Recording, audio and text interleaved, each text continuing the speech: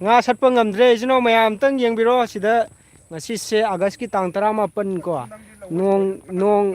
nong je kanna chubana maram moirakanda lokhong pare aigi farm thumgadore adagi aigi kaka gi farm khoigi thumbadagi ha khajala thamgre leiriba chingthamgi hujik leiba phibam haitare ado hujik maksu nong se chuba leptri aina mayamda iba lai tawsi adumak nongsu suribani mayam aduduna mayam amtang yengbiro sida leise mayam sini mayam ko ai ucharage mayam hujik leidiba nga se karma mongda thuge haibado mayam yengminasi ko mayam si yengbiro ai amtang thangkacharake ko mayam yengminase yengbiro se mayam si yengbiro sini sumaina langje loinamak mayam tawrise mayam yengbiro ko sini mayam yengbiro si sida leire adagi si su mayam ai thangkacharake mayam si yengbiro adagi sida leise sida si yaurise ko mayam yengbiro adagi sida leire adagi sida leise tu bartinje sile sine aduna mayam nga sabiningba leire nga leibiro lo nga marang kaina leire chingtham maning leikai khongjom chingtham maning leikai da nga phapunga gi lan lae huji aduduna nga chaning bangai nga kg da lupa yankai da yongani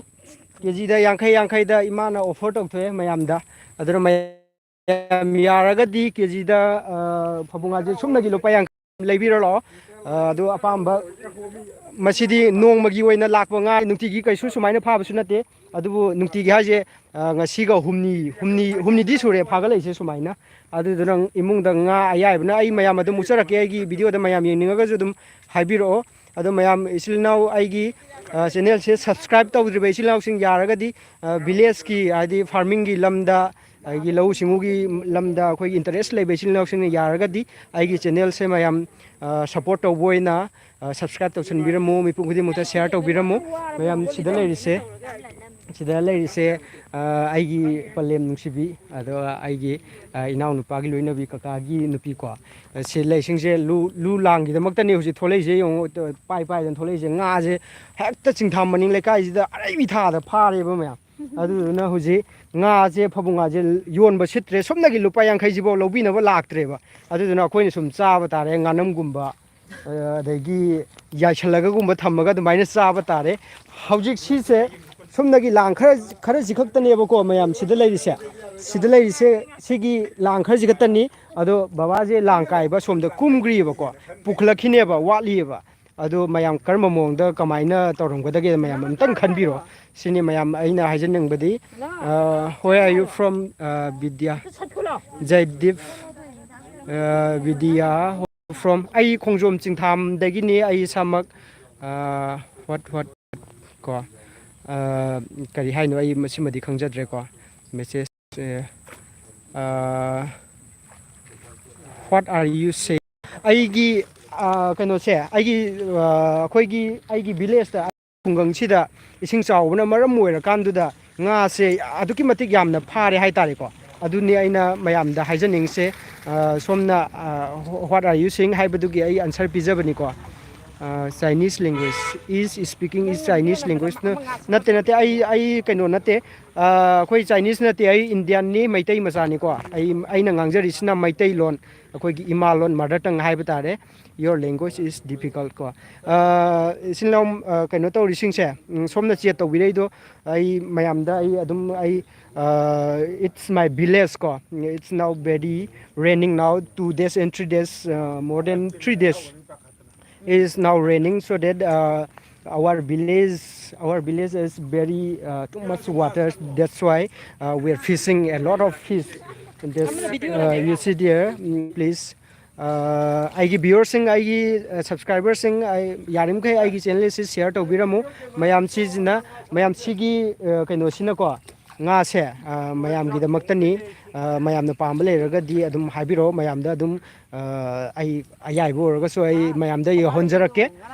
adu mayam from Manipur yes ai Manipur dagi ne ai maitai macha ne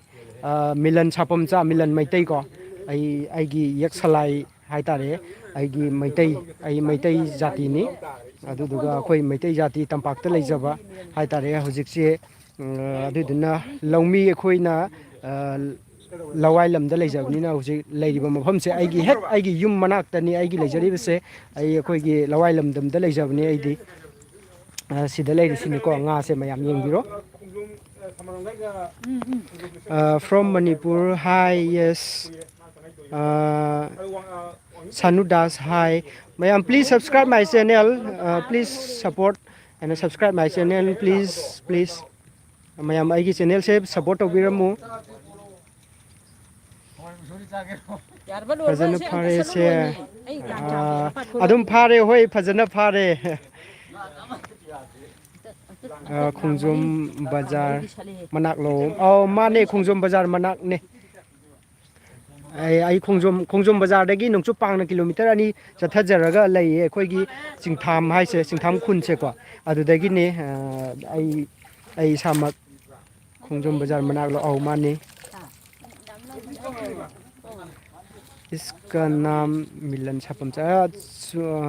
hoi sume aigi ming milan sapamcha ko mayam aigi ming milan sapamcha kauje ado aigi channel se mayam nungsibiduna support tawbiramu subscribe tawsanbiramu mipum khudimukta share tawbiyo sida lerise nga se aduki matik phare hai tare ko sida lerise nga je sida leire mayam ngasi ngarangi nong duna maram moira kanduda nga se ngasi nong nini sure nga phare ise aduki matik phare marang kaina ado nga yonba hojikse nga yonba sitreba ado longmi koidadi sigi nga yonba sittaba adagi sumaina ising chawsulapase awaba gi masakni awaba gi kano problem ama leiringai da ising chawbagi problem leiringai sida nga je khara phajarambaju henna pharakpajina maram moirakanda yonba muksilaktreba masine longmi gi punsi haise aduduna hoje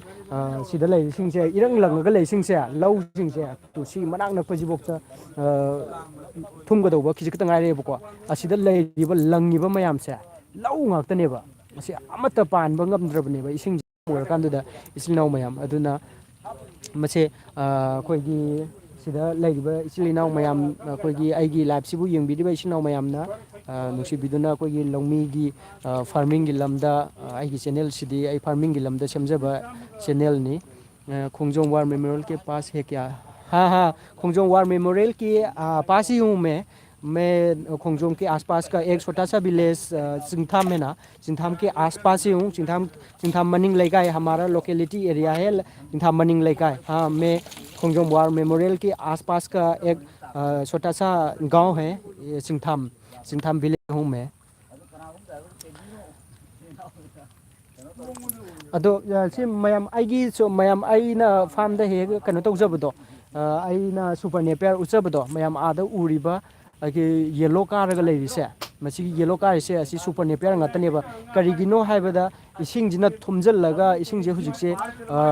नापी सिंगसे मख्वांग यौना मख्वांग दि खरे help यौना थुमजलगा लेरेबा अदुना मरम ओरकांदा yellow कारिनेबा सिगी मयमसे असि yellow कारिसे इसिंग जे चावबना मरम दुनानेबा टेक्चम मनाकलो टेक्सम माने टेक्सम मनाकने टेक्सम गा खोइगा खुन थंगनरे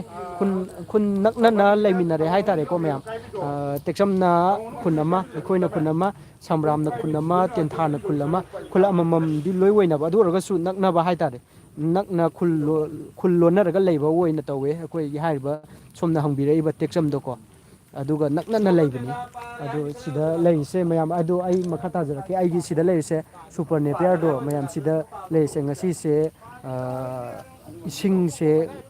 hantakki nongsina maram morkan pura thumjangreba aduna mayam aina thamjariba maramse ai engine toraga ai lokthokpa yai kai gi thamino haida super nepier se miss guide khara tawba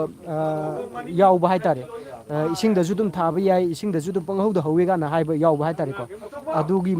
do aina khangnaba haitare ising thumba matamda super nepier se kai tawbe haibado mayam koigi lambi yam nan bani sume lambi yam dale nong subuni lambi yam nale lambi ju yam phatre koigi kanu singse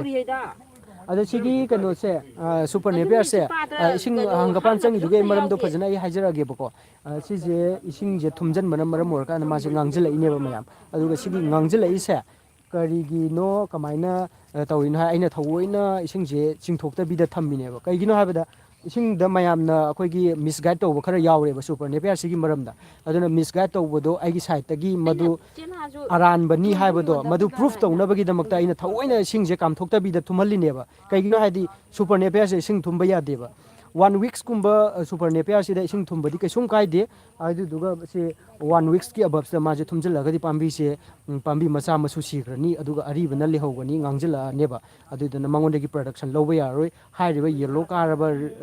rate ꯑꯣꯏꯔꯕ super ꯅꯦꯄꯤꯌꯔꯁꯤꯡꯁꯦ ꯑꯩꯈꯣꯏꯒꯤ ꯁꯥ ꯁꯟꯗ ꯑꯗꯩ ꯌꯦꯟ ꯉꯥꯅꯨꯗ even ꯉꯥꯗ ꯄꯤꯖꯕꯗ ꯆꯥꯔꯔꯣꯏꯕ ꯁꯤꯅ ꯃꯔꯝ ꯑꯣꯏꯔꯀꯥꯟꯗꯨꯗ ꯃꯌꯥꯝꯅ ꯃꯤꯁꯒꯥꯏꯠ ꯇꯧꯕ ꯈꯔ ꯌꯥꯎꯕ ꯍꯥꯏꯇꯥꯔꯦ ꯑꯩꯈꯣꯏꯒꯤ ꯁꯨꯄꯔ ꯅꯦꯄꯤꯌꯔꯗꯤ ꯏꯁꯤꯡꯗꯁꯨ ꯑꯗꯨꯝ ꯍꯧꯕꯅꯤ ꯀꯥꯏꯅ ꯍꯥꯏꯕꯗꯣ ꯃꯗꯨꯒꯤ ꯄꯣꯠꯇꯣ ꯍꯧꯔꯤꯕ ꯄꯣꯠꯇꯣ ꯃꯌꯥꯝ ꯑꯁꯤꯗ ꯂꯩꯔꯤꯁꯤꯅꯦꯕ ꯏꯁꯤꯡꯗ ꯍꯧꯔꯤꯅꯦꯕꯁꯦ ꯃꯌꯥꯝ ꯑꯁꯦꯡꯕꯗꯣ ꯃꯌꯥꯝ ꯑꯗꯨꯃꯛ ꯌꯦꯡꯕꯤꯔꯣ ꯑꯗꯨꯗꯨꯒ ꯑꯩꯅ ꯍꯥꯏꯖꯅꯤꯡꯕꯗꯤ ꯁꯨꯄꯔ ꯅꯦꯄꯤꯌꯔꯁꯤꯗꯤ ꯌꯥꯔꯤꯕ ꯃꯈꯩ ꯑꯇꯣꯡꯕꯗ ꯊꯥꯕꯤꯔꯣ ꯏꯁꯤꯡ ꯊꯨꯝꯗꯕ ꯃꯐꯝꯗ ꯊꯥꯕꯤꯔꯣ ꯍꯥꯏꯕ ꯋꯥꯍꯩꯁꯤꯅꯤ ꯃꯌꯥꯝꯗ ꯑꯩꯅ ꯍꯥꯏꯖꯅꯤꯡꯕꯁꯦ ꯑꯗꯣ ꯃꯌꯥꯝ ꯑꯩꯒꯤ ꯉꯁꯤꯒꯤ ꯂꯥꯏꯐꯁꯦ ꯃꯌꯥꯝ ꯅꯨꯡꯉꯥꯏꯇꯦ ꯃꯌꯥꯝ ꯁꯤꯌꯔ ꯇꯧꯕꯤꯔꯝꯃꯨ ꯀꯃꯦꯟ ꯑꯃꯃꯝꯇꯪ ꯄꯤꯕꯤꯔꯝꯃꯨ ꯃꯌꯥꯝ ꯑꯩꯒꯤ ꯂꯥꯏꯐ ꯃꯇꯥꯡꯁꯤꯗ ꯂꯣꯏꯁꯤꯟꯖꯒꯦ ꯊꯦꯡꯛ ꯌꯨ ꯃꯌꯥꯝ ꯐꯣꯟ ꯑꯃ ꯂꯥꯛꯁꯜꯂꯦ ꯃꯌꯥꯝ ꯊꯦꯡꯛ ꯌꯨ ꯑꯩ ꯃꯇꯥꯡꯁꯤꯗ ꯂꯣꯏꯁꯤꯟꯖꯒꯦ